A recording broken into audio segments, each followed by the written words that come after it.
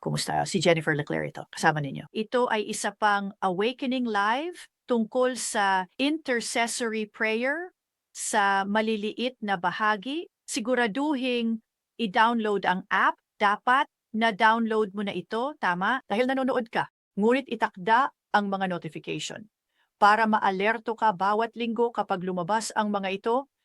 Sumali sa kilusan. Gusto makasama ka. Nasa mahigit 110 bansa na kami, ngunit gusto naming may mga hub sa bawat lungsod. Nilagyan. Meron kang isang regional coach. Meron kang pagsasanay. Mas malalim na pagsasanay. Meron kang support community at patuloy pa ito. Tingnan ito sa awakeningprayerhubs.com new. Ngayon, pag-uusapan natin ang paksa ng Apostolic Intercession. Nagbabasa at nagpapaliwanag ako mula sa aking libro, The Intercessor's Devotional. Kung wala ka pang kopya ng librong iyon, inirerekomenda ko ito. Binabago ang mga intercessor sa buong mundo, tingnan niyon. Tayo ay susulong kaya't hayaan mo akong manalangin. Ama, sa pangalan ni Jesus, nagpapasalamat ako na mabuti. Mapagpala, apostoliko, punong apostol, Jesus. Bigyan kami ng tainga para makinig, pusong makaunawa, mata para makakita, para makapasok sa larangan ng panalangin na narinig na pero di pa napasok o napasok ng di nalalaman. Tulungan mo kami, Panginoon. Sa pangalan ni Jesus, Amen. Pagpasok sa apostolikong pamamagitan, hayaan niyong basahin ko sa inyo ang isang kasulatan. Sa 2 Korinto 12:12, tunay na ang mga tanda ng isang apostol ay naganap sa inyo sa lahat ng pagtitiis sa mga tanda at kababalaghan at makapangyarihang gawa.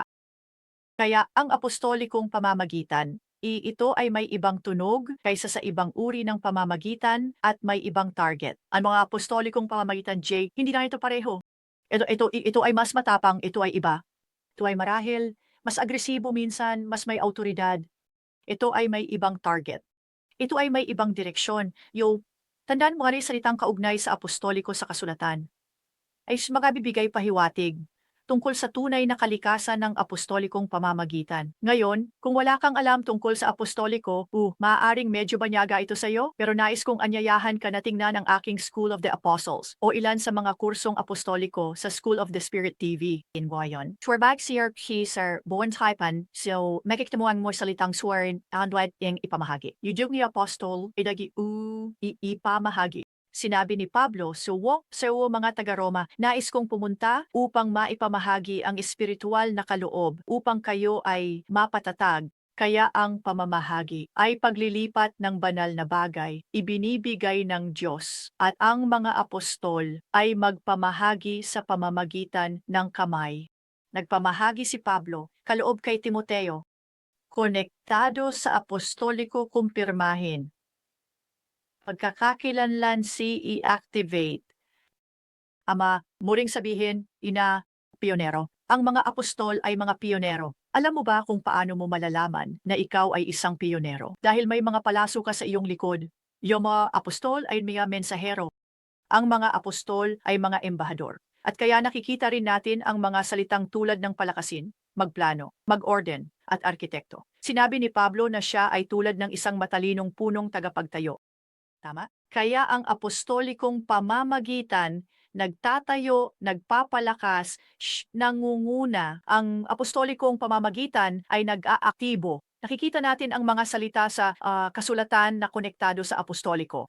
Tulad ng reforma, pamahalaan, istruktura, at pamahalaan. Kaya ang apostolikong pamamagitan ay nagdadala ng reforma. Ang apostoliko pamamagitan ay namamahala sa espiritu. Ang apostolikong sa Faritaw, Paikenggan for Arians, humaharap sa mga istruktura, inner and sistema. Marahil mga demonyong sistema.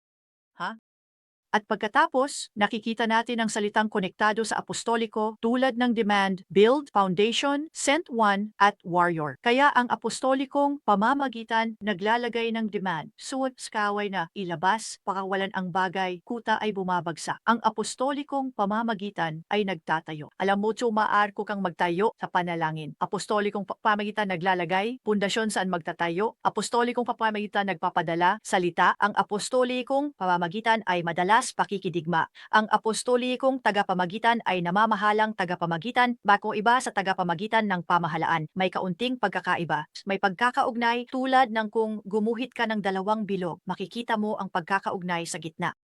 Ngunit ang apostolikong tagapamagitan ay namamahalang tagapamagitan, iba. At ang apostolikong tagapamagitan ay nagbubukas ng landas, ay namuar sarakyan sa kanilang paunang panalangin sa isang teritoryo. Sila ay nagbubukas ng landas, nangunguna sa teritoryo. Di mo pwede pangunahan teritoryo, di mo pwede pangunahan ministeryo, di mo pwede pangunahan bagong negosyo, maliban kung ikaw ay nasa pamamagitan. Kailangan po ng pananalangin. Kaya ang mga apostolikong tagapamagitan ay nagpapakawala ng estratehiya kundi sa mga teritoryo at mga grupo ng tao. Ang mga apostolikong tagapamagitan ay may kaisipang pangkaharian, mataas na antas, matitibay na mandirigmang nagpapalago sa simbahan, kanilang itinalagang rehiyon o nagpapalago sa misyon ng Diyos sa larangan, nagpapalago sa misyon ng Diyos sa pamilihan. Ang mga apostolikong tagapamagitan ay may pusong parang ama o ina. At ang ibig sabihin nito, ang mga apostolikong tagapamagitan kasama ang banal na espiritu para sa iba pang mga tagapamagitan, matibay na pundasyon at malapit sa Diyos, propetikong udyok. Ang mga apostolikong tagapamagitan ay mga tagapamagitan para sa sunod ibang mga tagapamagitan. Narinig na ba ang tagapamagitan sa tagapamagitan? Yan ay bahagi ng apostolikong mandato. Maaari mong sakupin ang ibang mga tagapamagitan. Ngayon, lalago ka sa biyayang ito. Kung ilalagay ng Diyos ang biyayang ito sa iyo, hindi lahat ng tagapamagitan makakakuha ng konsepto, alituntunin, prinsipyo, ngunit papasok ka paminsan-minsan kahit hindi ito pangunahing layunin. Bahagi nito ikaw tagapamagitan para sa tagapamagitan. Kaya apostolikong tagapamagitan, makinig, ipinapasa nila pagpapahid, kaloob, at kaalaman sa kanilang itinataguyod. Pinag-uusapan natin ang pagiging ina at ama sa kilusan ng panalangin. Ipinapasa ang mga bagay. Panalangin ay nahuhuli at itinuturo. Mahuli sa panalangin. Mahuli ang mga pagpapahid. Mahuli ang mga bagay sa pagpupulong o pagdarasal.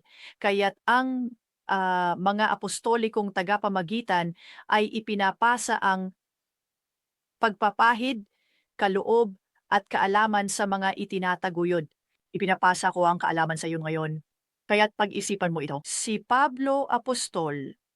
Pablo ay apostolikong tagapamagitan, mga panalangin para sa parehong mga teritoryo at tao. Basahin mo ang mga panalangin ni Pablo. Sa katunayan, meron akong kurso sa School of the Spirit TV na tinatawag na Praying the Apostolic Prayers. Tungkol ito sa apostolikong panalangin. Ang panalangin at pagdarasal, sila. At lahat ng pagdarasal, ito ay iba. Nagdarasal ka sa iyong sarili, nagdarasal ka sa ibang tao, ngunit pagdarasal isang anyo panalangin. Kaya si Pablo, siya nanalangin, kapahayagan kagandahan ni Jesus, at kapalaran nobya, tungo pagbabago ating puso. Nanalangin siya, pagpapalabas, supernatural lakas sa puso upang maranasan damdamin ng Diyos.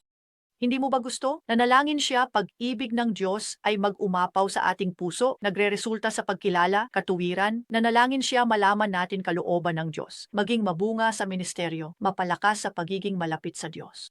Maaring ito, mga bagay na ipinanalangin niya, ngunit ito ay pagdarasal. Ang pagdarasal ay isa lamang sa mga uri. Kung mayroon kang spektrum ng panalangin, ito ay magiging iba sa ibang lugar kaysa sa paghingi o paggawa ng utos. Ang apostolikong pagdarasal ay kasama ang mga utos, apostoliko at propetikong mga utos.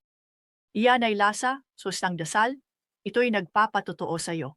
Gusto kong ipanalangin ka, ngunit sabihin pakisuri ang awakeningprayerhubs.com new. Okay, nasa isang third world na bansa, pwedeng kwalipikado para sa sponsorship. Hintayin hanggang sa susunod na linggo para sa isa pang Awakening Wednesdays. Kaya't Ama, sa pangalan ni Jesus, maaari mo ba kaming bigyan ng pagpapahid para sa panalangin? Maaari mo ba kaming itaas bilang leader sa pagdarasal upang paunlarin ang iyong plano dito? Maari mo ba kaming tulungan na itaas ang iba upang gawin din ito? Sa pangalan ni Jesus, Amen. Mahal ko kayo, awakeningprayerhubs.com, sumali sa kilusan, magkaroon ng isang araw ng tagumpay. Ang buong mundo ay nasa krisis. Ang mga palatandaan ng panahon ay bumibilis. Nasa isang mahalagang sandali tayo sa kasaysayan at alam ng kaaway na maikli na ang kanyang oras. Ngunit noong 2007, ginising ako ng Diyos pagkatapos ng hating gabi at nagsalita sa aking puso tungkol sa isang ikatlong dakilang paggising. Ngayon, mas malapit na tayo kaysa dati. Tinatawag ko ang mga intercessors para sa revival na sumama sa apela sa langit. Tinatawag ko ang mga mandirigma ng panalangin na magtipon upang itulak ang kadiliman sa simbahan, pamilya at bansa. Nagngangalit.